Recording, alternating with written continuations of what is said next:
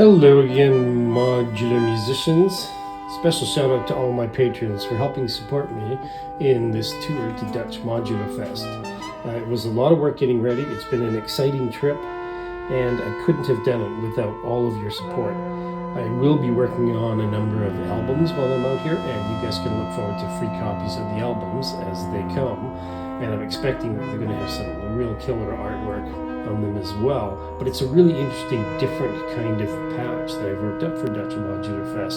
So it'll be interesting to see how it plays out in terms of live performance and recording. So then here is most of what I had in the case, with the exception of the keyboard. So I couldn't squeeze the controller keyboard into the same Mantis bag that the Mantis was in, so it actually went into my checked luggage, and that was a little bit of a risk, because if I lost that particular piece of luggage, if that suitcase didn't follow me into Amsterdam, then I would be scrambling to find one of these. I did, however, make sure that I had all the cables, power supplies, and everything with me, so that all I would need to source would be another keyboard. And in the case of the way this patch works, I really just needed a keyboard that would do arpeggiations.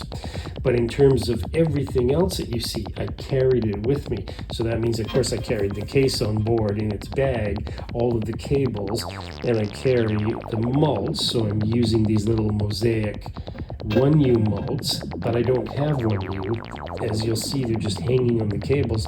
And thanks to my friends at IntelliGel, I've got some IntelliGel little mini mults as well. So there's really no mults in the case to save space. They're all external. In the case of this part of the patch, this whole network of gray Doepfer cables are color-coded, and what they do is they bus the CV signals from the quadrax, which is down here, and that's the heart of the four-voice Krellberg patch in this case.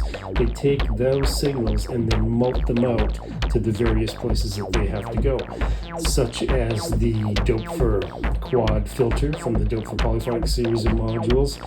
There's a lot of wavefolding going on in this particular patch.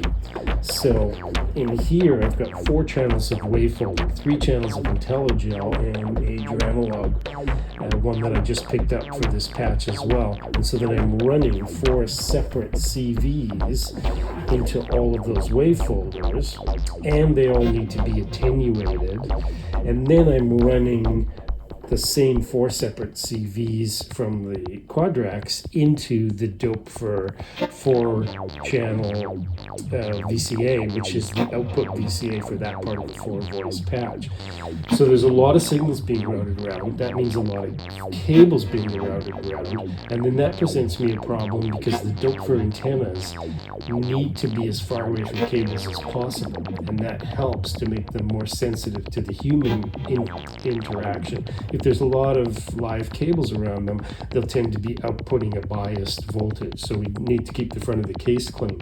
But also, I've designed the case so that I can interact with it. So I reach in there throughout the patch and change things. And you might not be able to tell, but some of the modules, like the Doepfer quad filter, is actually mounted upside down, and that's to keep the cables away and allow me to sneak in here with a finger and get to the to the pots. And I've done the similar things all around here, so I can just reach in between the antennas and make some quick changes. And then what I do is I just take all the cables with the mults and I hang them off the back. I also tie them off. I've got little twist ties, and I tie them off to keep them in nice little groupings. And I will talk a little bit more about recording all of this next time. See you soon.